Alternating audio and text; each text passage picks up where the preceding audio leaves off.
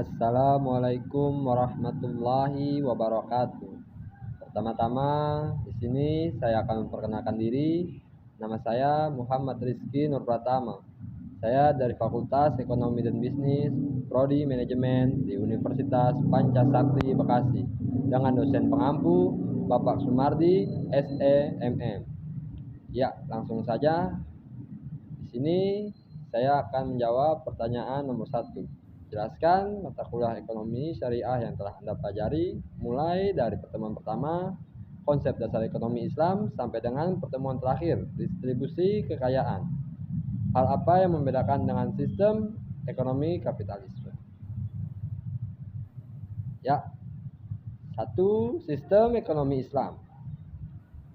M.A. Manan 1992 di dalam bukunya yang berjudul Teori dan Praktek Ekonomi Islam menyatakan bahwa ekonomi Islam adalah ilmu pengetahuan sosial yang mempelajari masalah ekonomi rakyat yang diilhami oleh nilai-nilai Islam.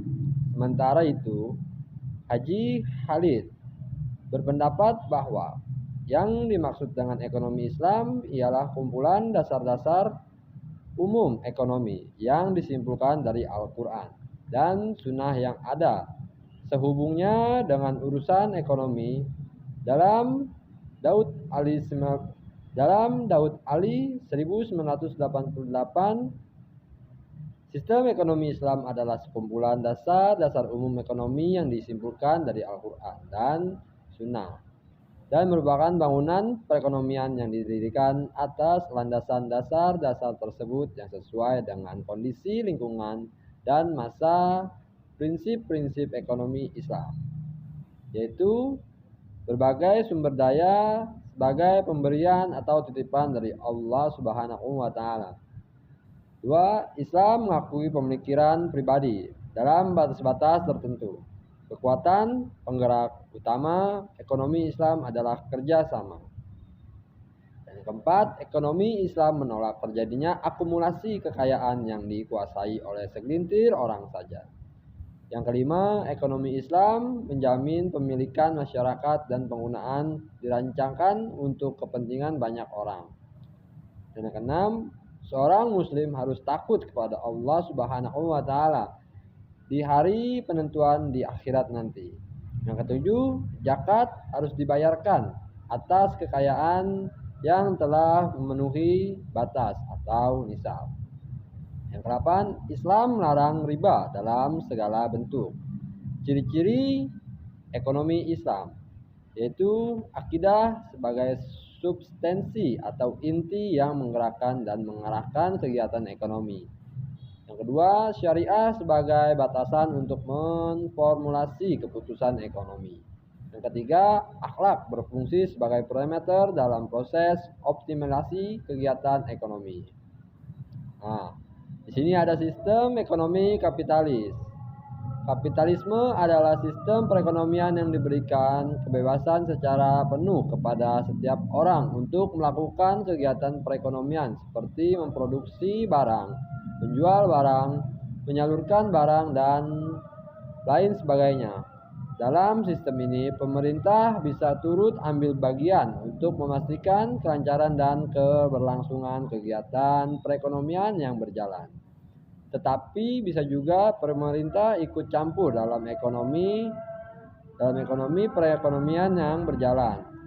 Tetapi bisa juga pemerintah tidak ikut campur dalam ekonomi. Dalam perekonomian kapitalis, setiap warga dapat mengatur nasibnya sendiri sesuai dengan kemampuannya. Semua orang bebas bersaing dalam bisnis untuk memperoleh laba sebesar-besarnya. Semua orang bebas melakukan kompetisi untuk menenangkan persaingan bebas dengan berbagai cara. Prinsip-prinsip sistem ekonomi kapitalis. Sistem kapitalis adalah sistem sekuler yang mengkaji alat pemuas kebutuhan manusia dari aspek materi bumi dan berpedoman pada kaidah pemisahan agama dari kehidupan secara final. Nah, di sini ada konsep dasar, landasan, dan pilar sistem ekonomi kapitalis dan ekonomi Islam.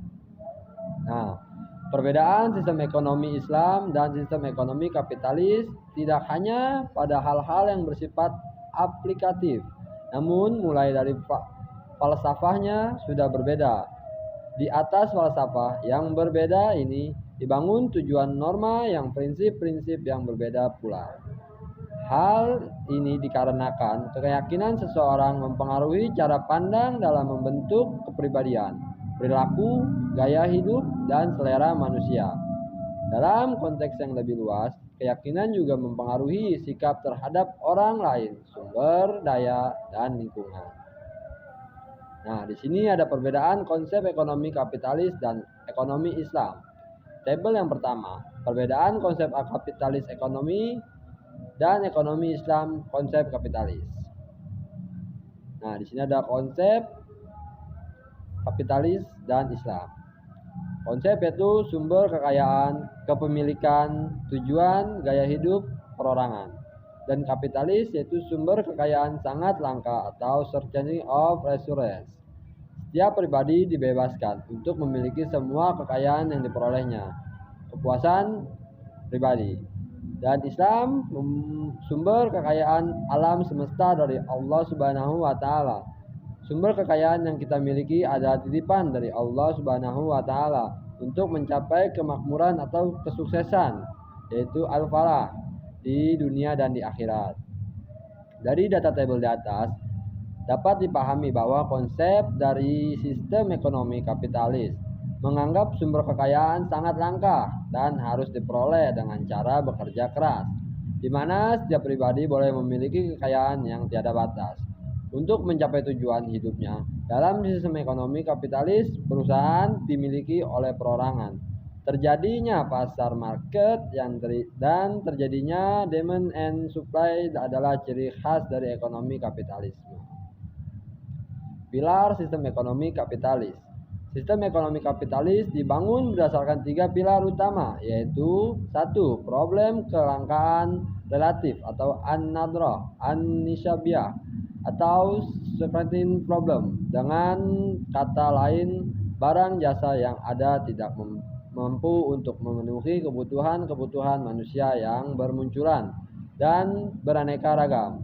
Menurut kaum kapitalis, inilah problem ekonomi yang dihadapi masyarakat. 2. Nilai value atau barang yang diproduksi menjadi dasar penting dalam mengkaji setiap permasalahan ekonomi yang timbul. 3. Yaitu harga atau price, serta fungsinya yang dimainkan dalam produksi, konsumsi, dan distribusi. Bagi kaum kapitalisme, harga adalah alat pengendali dalam sistem ekonomi kapitalis. Menurut pilar ekonomi Islam, menurut Abdullah Sami al-Mishari dalam pilar ekonomi Islam, Yogyakarta, Pustaka Pelajar 2006. Pilar ekonomi Islam secara ringkas dapat dijelaskan sebagai berikut. 1.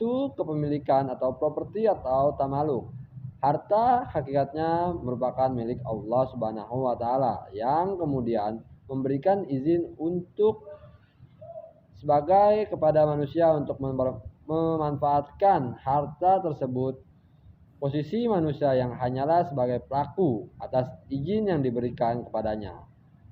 Konsekuensinya, setiap kepemilikan serta sebab atau cara kepemilikan hanya ditentukan berdasarkan ketetapan dari Asy'ari, yaitu Allah Subhanahu wa taala. Adapun konsep kepemilikan dalam ekonomi Islam adalah sebagai berikut.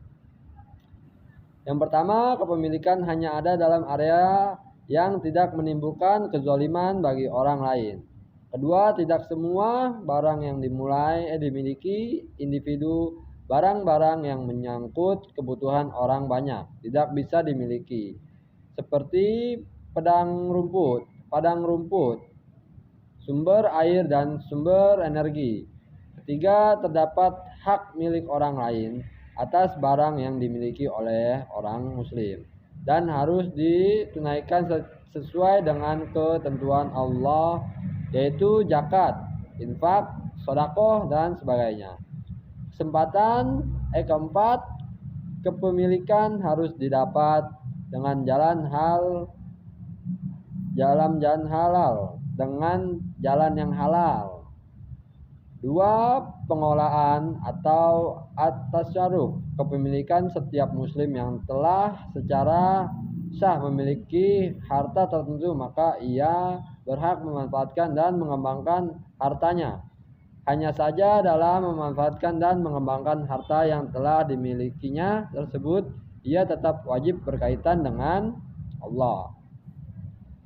Nah, sini soal nomor 2. Nah, kita jawab nih.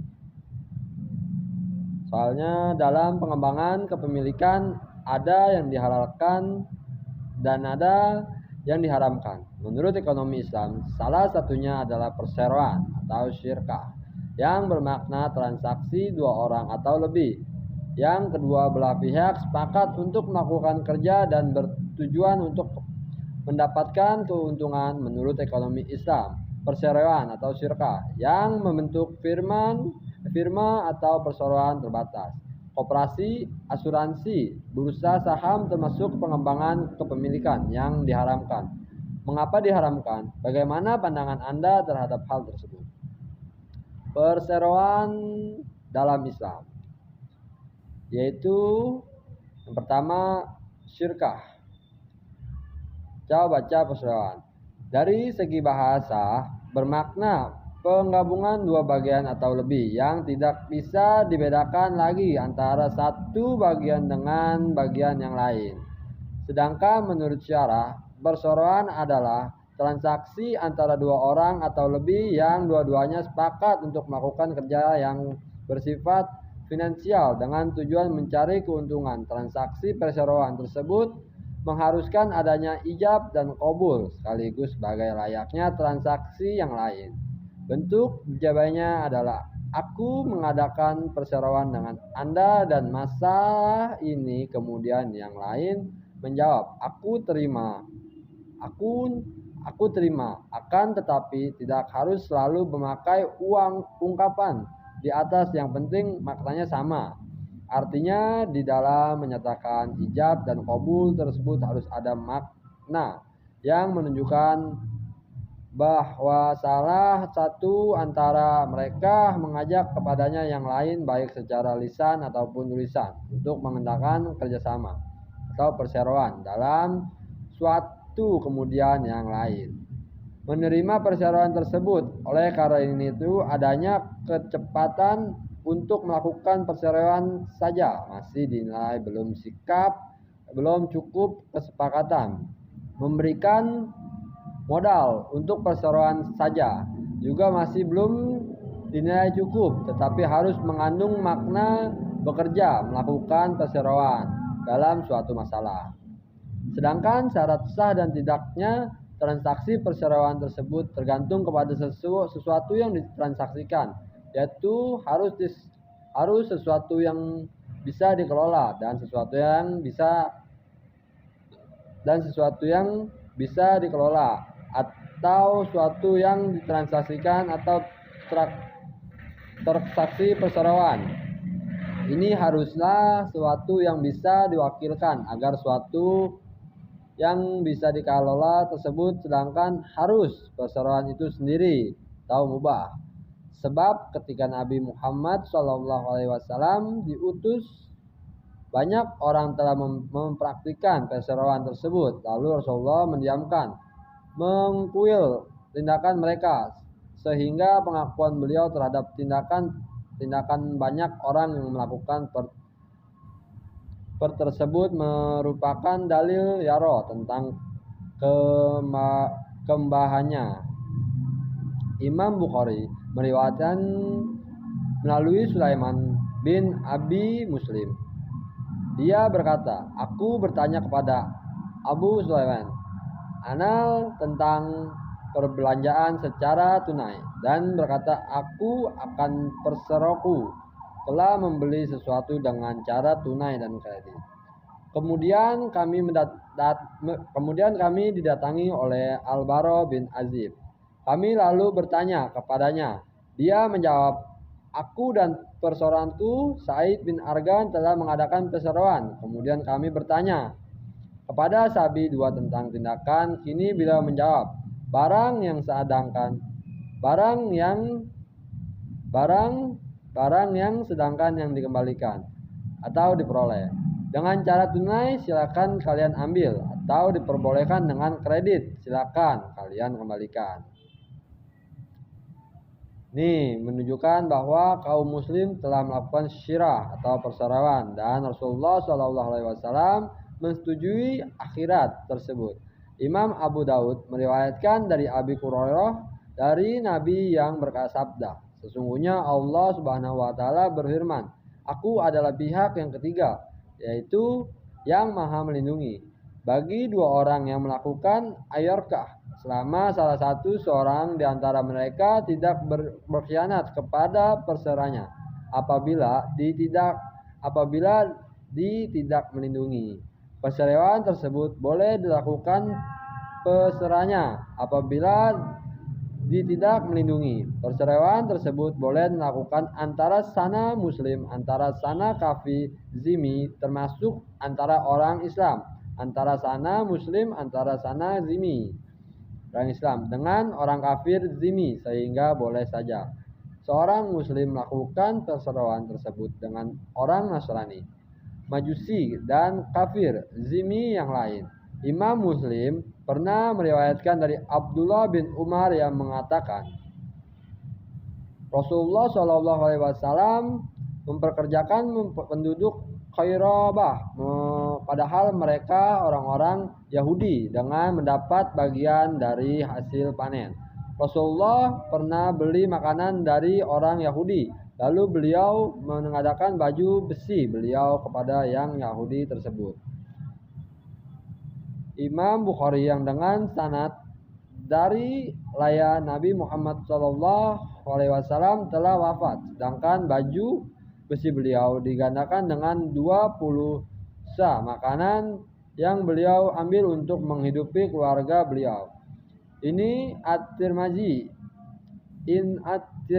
pernah meriwayatkan hadis dengan sanad dari Aisyah bahwa Rasulullah SAW telah mengutus kepada seorang Yahudi untuk meminta dia baju atau untuk diserahkan kepada Maisyarah. Dengan demikian, hukum melakukan perceraian dengan orang Yahudi atau Nasrani dan kafir zimmi yang lain adalah ubah, sebab menelakan kaum amalah dengan razaqo diperbolehkan, hanya saja orang kafir zini tersebut tidak boleh menjual kasner dan nabi, sementara mereka yang melakukan perceraian dengan orang Islam. Sedangkan kasir dan nabi mereka jual sebelum mereka melakukan perceraian dengan orang Islam. Laba penjualan mereka yang dipergunakan untuk melakukan perceraian dengan orang lain itu tetap boleh untuk dipergunakan atau mengadakan perceraian. Dan perceraian tersebut adalah tidak sah kecuali kalau dilakukan oleh orang yang boleh mengelola harta, sebab perceraian itu merupakan transaksi untuk mengelola hadis, sehingga transaksi tersebut dianggap tidak sah apabila yang melakukan termasuk kategori orang yang tidak boleh mengelola harta. Oleh karena itu, perceraian yang dilakukan oleh orang yang dikendalikan oleh orang lain atau mahjur alaihullah, serta perceraian tiap orang yang tidak boleh mengelola harta, hukumnya adalah tidak sah. Adapun perceraian tersebut bisa berbentuk perceraian hak milik atau ayaqillah, atau perceraian transaksi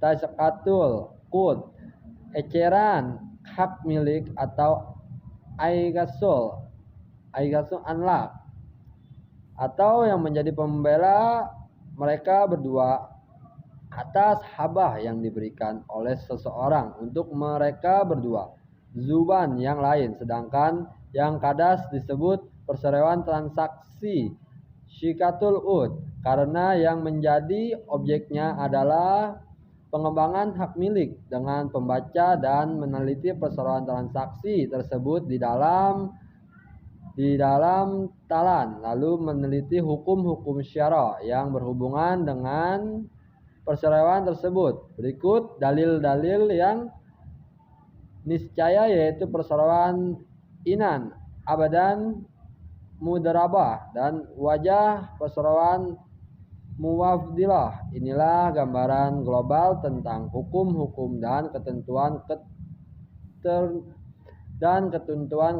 masing-masing syirkah. Ya, itu saja yang saya dapat sampaikan. Kurang lebihnya mohon maaf. Billahil taufiq wal hidayah. Assalamualaikum warahmatullahi wabarakatuh.